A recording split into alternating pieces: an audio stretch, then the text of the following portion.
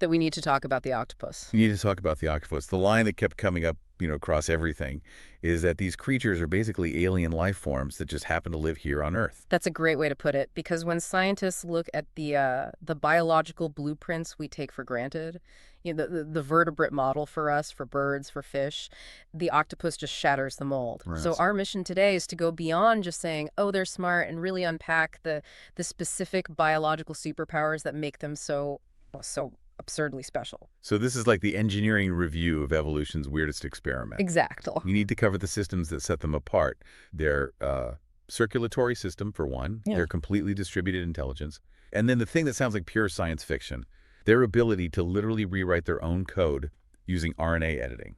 Yes, and it all comes back to their environment. They live in these extreme niches, cold, low oxygen, that just demanded different solutions than the ones we vertebrates came up with. So let's start there with the most fundamental divergence, how they get oxygen around their body. The engine room. Okay, so the engine. We have one heart.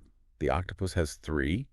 That just immediately sounds like overkill. What are they all doing? It's not overkill. It's intense specialization. It's a system born out of necessity. Yeah. So you've got two of the hearts, the branchial hearts, located right next to the gills. Okay. Think of them as dedicated turbochargers. Their only job is to pump blood through the gills at really high pressure to just grab as much oxygen as possible. So they handle the intake. Mm-hmm. And the third one, the systemic heart that pumps it to the rest of the body. Correct. The systemic heart takes all that freshly oxygenated blood and sends it to the organs, the mantle, the brain.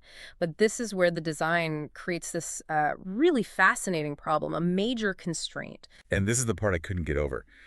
The fact that the systemic heart, the main pump for the whole body, it actually stops beating when the octopus swims. It just stops. That sounds like a catastrophic flaw. Yeah. Why would evolution create an engine that just switches off when you hit the gas? It's a huge constraint. Their blood pressure plummets and they get exhausted almost instantly.